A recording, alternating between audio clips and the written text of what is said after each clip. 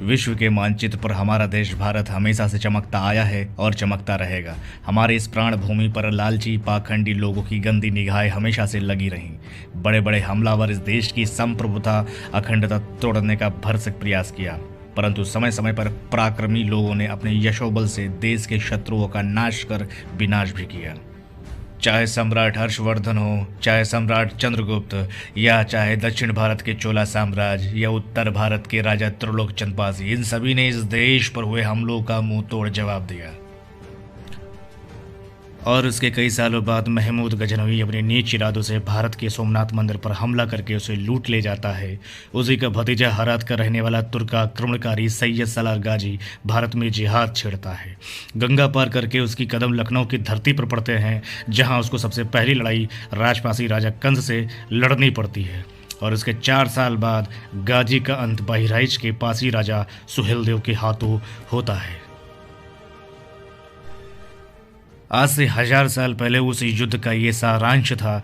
अब मैं आपको बताने जा रहा हूँ कि उत्तर भारत में पासी जाति का शासन कहाँ था। सुहेलदेव के बारे में जानने से पहले आपको समझना पड़ेगा उसकी पृष्ठभूमि क्या रही है। मैं आपको बताना चाहता हूँ एक ऐसे वीर योद्धाओं के बारे में जिसकी जानकारी कहीं भी गूगल या नेट पर नहीं मिलेगी। भारत के मानचित्र को देखते ही आप स्वयं पश्चिम में राजपूतों का, दक्षिण में माराठाओं, चोल, पांडवों का और बंगाल में पालवंशी राजाओं का जिक्र आपके जहन में आता है। इन सभी में पासी जाति कहाँ केंद्रित रही है, इसका प्रश्न आपके मन में जरूर आता है। पासी जाति उत्तर भारत के अवध प्रांत क्षेत्रों में पाई जाने वाली सबसे बड़ी जाति है, जो प्राचीन भारतीयों के वंशज माने जाते हैं। राजा सुहेलदेव इसी जाति में जन्मे थे। राजा सुहेलदेव की बात करने से पहले इस जाति के सबसे बड़े शक्तिशाली राजा त्रिलोक चंदपासी की बात करेंगे, जिन्होंने दिल्ली सहित पूरे अवध को जीतकर बहराइच की गद्दी की स्थापना की और नाम के आगे राजपासी उपाधि ग्रहण की। और उन्हीं के वंशजों ने आज से 150 साल पहले अंग्रेजों की विवेचना में खुद को राजा त्रिलोक चंदपासी का वंशज बतलाया था और यह भी बताया था कि कैसे पासियों ने उत्तर भारत पर शासन किया। सन 918 में भर पासी साम्राज्य की स्थापना राजा त्रिलोक चंद ने कर दी थी।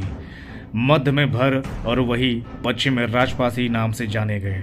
अंग्रेजों के समय लिखी गई किताबें इस बात की गवाही देती है कि पासी प्राचीन भर थे और भर प्राचीन भारशु। और राजा त्रिलोक चंद के 116 साल बाद जंग होती है बहराइच की।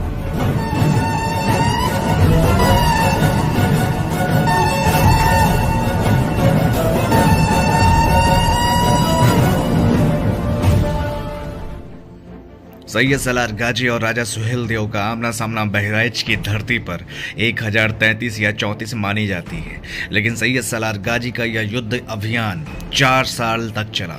जब वह दिल्ली से होता हुआ कन्नौज आया और कन्नौज से गंगा पार करके वह अवध की धरती उन्नाव दाखिल होता है और धीरे से वह आगे बढ़ता है, जहां उसका पहला मुकाबला संडीला के राजा सलीहा पासी से होता है। राजा सलीहा पासी ये राजा कंस के बेटे थे। रामायण और महाभारत के युद्ध के बाद ये सैयद सलार गाजी का सबसे बड़ा भयानक युद्ध था। इसीलिए मलिहाबाद के कसमंडी के लोग आज भी कहते हैं कि यहाँ महाभारत का युद्ध हुआ था। और उस युद्ध के मैदान में दफन कब्रें सैयद सलार गाजी के साथियों की गवाह देती हैं। कसमंडी के भीषण युद्ध के बाद अगली लड़ाई होती है लाखनकोट की। लाखनकोट महाराजा लाखन पासी का अभेद व मजबूत किला, जो स्थित है नदी गोमती के किनारे। आपको मैं बता दूं कि लखनऊ के संघर्ष तक राजा सुहेलदेव पासी और सैयद सलार गाजी आमने सामने नहीं आए थे। अभी तो लड़ाई का प्रथम चरण था। अभी द्वितीय चरण तो बाराबंकी में होगा और तीसरी चरण में तो राजा सुहेलदेव सैयद गाजी का वध कर देते हैं। भारतीय इतिहास में यह सबसे लंबा खिंचने वाला युद्ध था। 1030 में सैयद मसूद गाजी भारत में कदम रखता है और 1034 में सुहेलदेव पासी के हाथों मारा जाता है। ये जो 4 वर्षों का समय था, ये बड़ा कड़ा संघर्ष का समय था। सैयद सलार मसूद गाजी की एक विशाल सेना थी ही थी और साथ ही वह युद्ध कौशल का धनी था। पश्चिम के भारतीय राजा उसके सामने नतमस्तक हो गए, लेकिन जब वह अवध की धरती पर कदम रखता है तो उसको नहीं पता था कि यहाँ के रणबांकुर ऐसे हैं, जब तक अपने कसम को पूरा नहीं करते वह शांत नहीं बैठते हैं।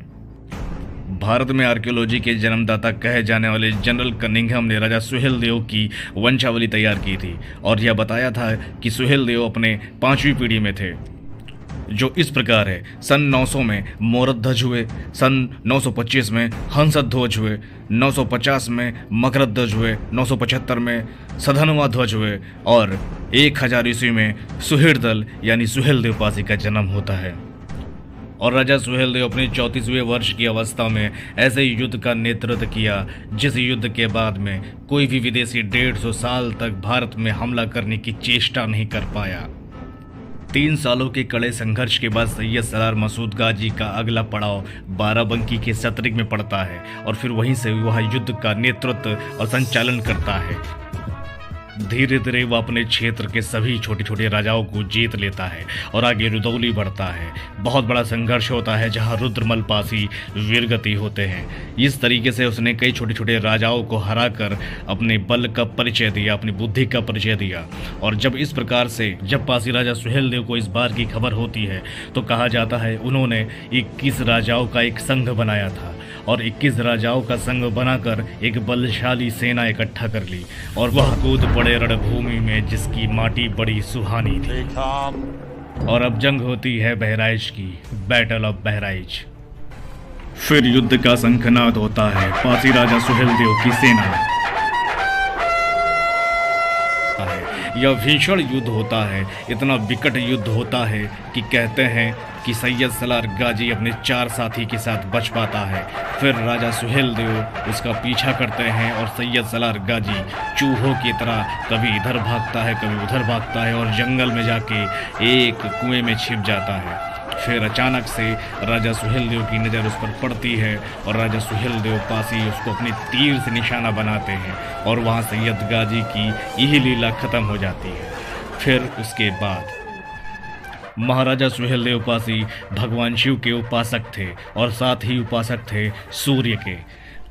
राजा सुहेलदेव शिव के उपासक थे। अगर वो बिगड़ गए तो महाकाल से बड़ा कोई काल नहीं, अगर वो मान गए तो उनके जैसा कोई भोला नहीं। भारतीय परंपरा में निहत्तों पर हमला करना नागवार समझा जाता है और इसीलिए उनके बचे हुए 3 सिपाही जिन्होंने हथियार डाल दिया था, उन्होंने राजा सुहेलदेव से विनती की कि इनको दफनाने के लिए एक छोटी सी जगह दे दी जाए।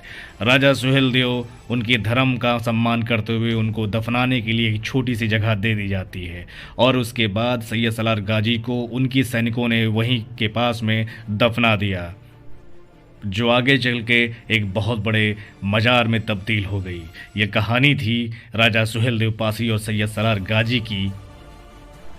राजा सुहेलदेव की कहानी ऐसे ही जारी रहेगी और आपको बता दूं कि राजा सुहेलदेव पासी का इतिहास एनसीईआरटी के पाठ्यक्रम में शामिल था, जो पूरे भारत में पढ़ाया जाता था, लेकिन अब ये पाठ्यक्रम से हटा लिए गए। ऐसा क्या कारण है कि ऐसे वीर योद्धाओं को वह सम्मान नहीं मिल पाता, लेकिन आक्रमणकारियों और विदेशियों को वो इतिहास का पाठ्यक्रम बना लिया जाता है।